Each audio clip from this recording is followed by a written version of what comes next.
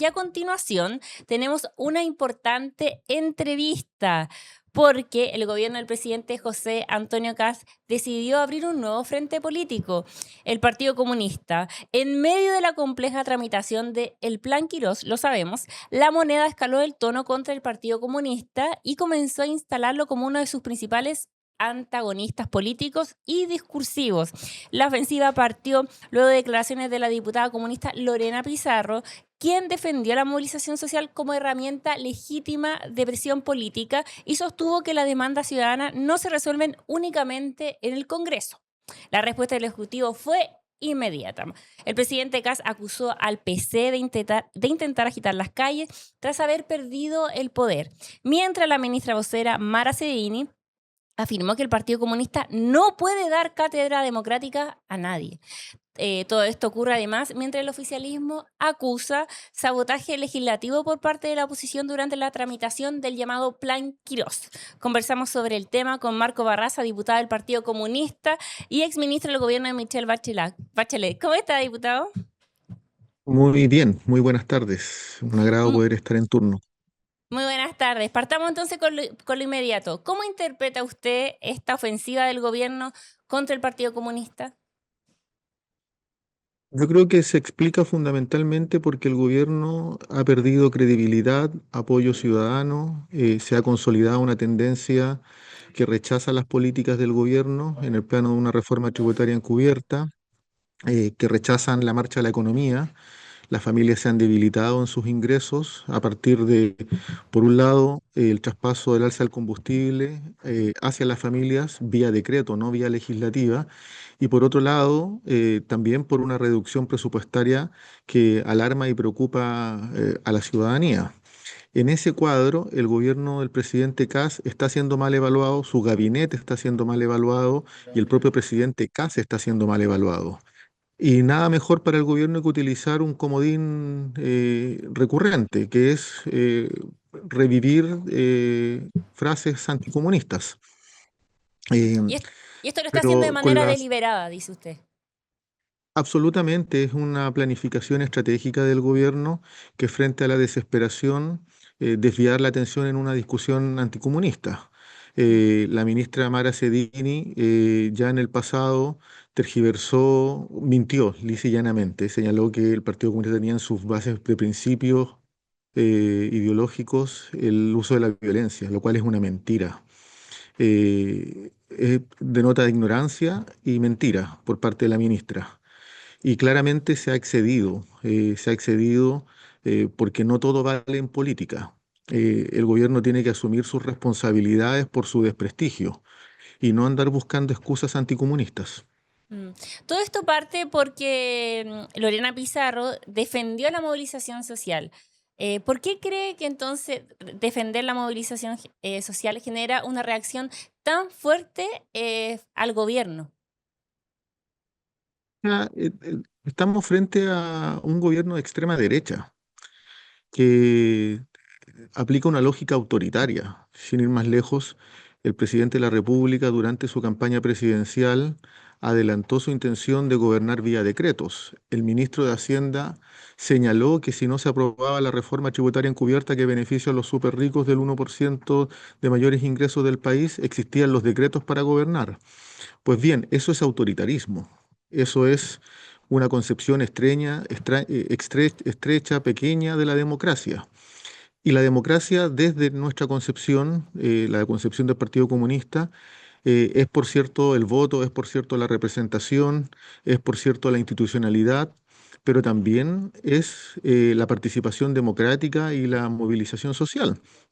El Partido Comunista en su historia, que ha sido protagonista de grandes cambios, de grandes transformaciones sociales, lo ha hecho participando activamente de la institucionalidad del país a través del Congreso, de los gobiernos, de la representación alcaldicia, concejalías, gobiernos regionales, pero también siempre lo hemos hecho valorando la movilización social porque la Mm. movilización social es un componente activo de la democracia. Una democracia que carezca de expresiones sociales carece de un componente central en términos de deliberación y de canalización de demandas sociales. Las demandas sociales son fundamentales para efectos de legitimar la democracia. Mm. Usted fue ministro de Estado también, entonces sabe cómo lidiar con la movilización social estando en el aparato. ¿La calle y el Congreso son espacios contrapuestos o complementarios a la democracia en ese contexto? Son complementarios. La democracia se enriquece, se fortalece cuando es capaz de canalizar y conducir los procesos de movilización social. Negarlos, rechazarlos, prohibirlos, es autoritarismo.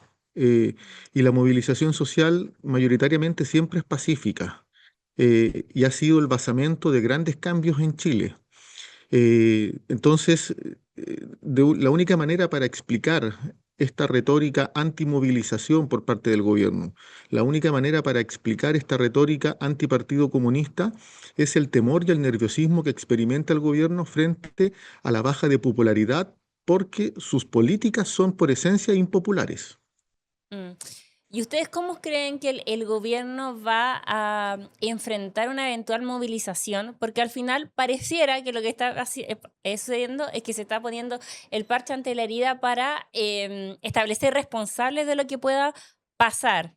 ¿Cómo evalúan ustedes eso? Si lo evalúan de esa Yo manera. creo, Y también lo otro es que de qué manera el sector que usted representa se puede hacer cargo de si en eventuales movilizaciones hay desmanes que normalmente pueden ocurrir. no, yo creo que mayoritariamente las movilizaciones son siempre pacíficas. Sí, y voy a poner un ejemplo. En el 1 de mayo, el presidente de la República, en su discurso en el encuentro que se hace en la Asociación Chilena de Seguridad, enfatizó que la movilización había que evitar cualquier tipo de violencia, y eso es razonable. Mm.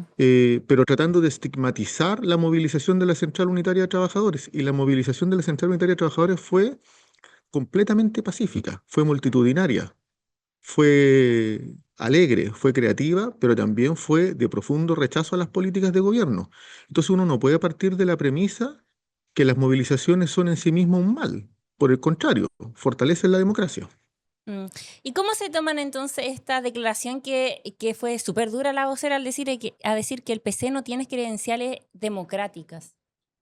O sea, claramente quienes no tienen credenciales democráticas, quienes son herederos de la dictadura de Pinochet, quienes reivindicaron el golpe de Estado, quienes tienen una política de negacionismo respecto a los derechos humanos, es el sector de la ministra Maracedini. Es principalmente el gobierno del presidente Kast, que ha hecho omisiones inexcusables en materia de derechos humanos y políticas de derechos humanos. Entonces, no nos sentimos, o sea, rechazamos sus palabras, sin duda. Son un exceso de retórica anticomunista, dañina para la convivencia democrática. Pero tenemos la certeza que somos un partido esencialmente democrático, algo que la derecha no puede, y la extrema derecha en particular, no puede asegurar en este país. Todo esto se da, para sumar más pela a la sopa, se da en medio de la discusión del plan Quirós y abre tensiones legislativas. ¿Qué relación ve entre esta ofensiva política y la tramitación legislativa que hoy día estamos viendo? O sea, claramente lo que se busca es desviar la discusión pública. Fíjense ustedes que la reforma tributaria encubierta, que beneficia al 1% de los más ricos del país, ha concitado el rechazo del Fondo Monetario Internacional, del Consejo Fiscal Autónomo, de la Corte Suprema de Chile, de diferentes economistas, organizaciones sociales, y en todas las encuestas es rechazada por la ciudadanía. Pues bien, hay desesperación en el gobierno, porque una cosa es que puedan aprobar una reforma tributaria que baje por la imposición de los votos que tienen en el Congreso, pero otra cosa es que eso genere bienestar y genere satisfacción ciudadana, y claramente genera malestar. Mm. ¿Y cómo toma las declaraciones también desde el gobierno que hay un sabotaje legislativo? ¿Cómo se responde a eso? No, no hay ningún sabotaje legislativo. Lo que hay es la responsabilidad, el deber de utilizar todos los instrumentos que proporciona la acción legislativa, que proporciona la Constitución en materia de debate parlamentario. Quien ha precipitado la discusión y ha actuado con sabotaje para el debate legislativo es el gobierno. Esta reforma tributaria encubierta lleva 3 semanas en el Congreso y se va a votar. Eso es muy grave. No ha habido deliberación profunda. La reforma tributaria presentada por el presidente Boric en su gobierno se tramitó por 6 meses. Todos los actores fueron escuchados de diferentes signos. Entonces, aquí lo que ha habido es una imposición legislativa que es de autoritarismo puro, que no se condice con una voluntad de diálogo real y genuino. Mm. Entonces, ¿usted cree que el gobierno está intentando pasar máquina, como se dice, o no? O sea, claramente tiene una posición en todo orden legislativo impositiva. No posibilita un debate genuino, auténtico, extendido, que maduren las ideas. Lo que realiza es una imposición porque sabe que juega contra el tiempo, sabe que conforme pasan los días se va asentando con más fuerza el rechazo ciudadano respecto de esta reforma tributaria encubierta que favorece exclusivamente al 1% más rico de la población.